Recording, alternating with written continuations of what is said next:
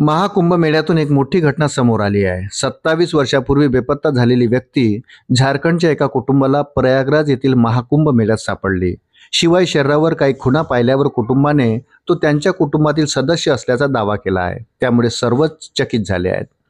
कुटुंबाने दिलेल्या माहितीनुसार गंगासागर यादव असे त्या व्यक्तीचे नाव असून तो 1998 मध्ये पाटणा येथून बेपत्ता झाला होता।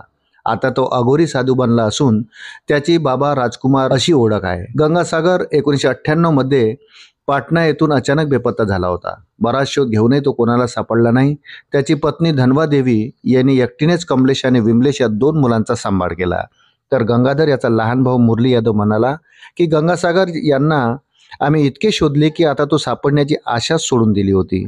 मात्र काही दिवसापूर्वीच आमच्या एका नातेवाईकाने महाकुंभ मेळ्यात एक साधूला पाहिले। तो हुबेहूब गंगासागर सारखा दिसत होता। एवढेच नाही तर त्याने त्या साधूचा फोटोही काढून आणला होता। फोटो पाहून आम्हालाही आमच्या डोळ्यावर विश्वास बसला नाही आणि आम्ही तत्काळ धनवा देवी आणि तिच्या मुलासह कुंभमेळ्यात पोहोचलो। वृत्त सविस्तर जाणून घेण्याकरता चॅनलला सबस्क्राईब जरूर करा। कुटुंबाने महाकुंभमेळ्यात पोहोचून तो साधू गंगासागरच असल्याचा दावा केला। मात्र त्या साधूने तो गंगासागर नसल्याचा दावा केला। ते बाबा राजकुमार असून ते वाराणसीचे साधू असल्याचे सांगत त्यांच्या गंगासागरशी काहीच संबंध नसल्याचे सांगितले। त्यांच्यासोबत असलेल्या साध्वीनेही त्याचे समर्थन केले। मात्र कुटुंबाने त्याच्या शरीरावर असलेल्या काही खुणा सांगत ते गंगासागर असल्याचा दावा केला। त्याने त्याचे मोठे दात, कपाळावर खूण, गुडघ्यावर असलेली जुनी जखम दाखवत ही व्यक्ती गंगासागर असल्याचे सांगितले। आता यादव कुटुंबाने कुंभमेळ्यातील पोलिसांकडे याबाबत मदत मागितली आहे। शिवाय त्या व्यक्तीची खरी ओळख पटवण्यासाठी DNA टेस्टची मागणीही केली आहे।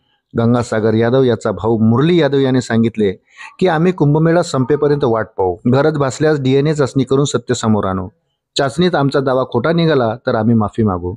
पण सध्या कुटुंबातील काही सदस्य घरी परतले असून काही कुंभमेळ्यातच आहे आणि ते बाबा राजकुमार याच्यावर नजर ठेवून आहेत। गंगासागर बेपत्ता झाल्यानंतर त्याचे कुटुंब उद्ध्वस्त झाले होते।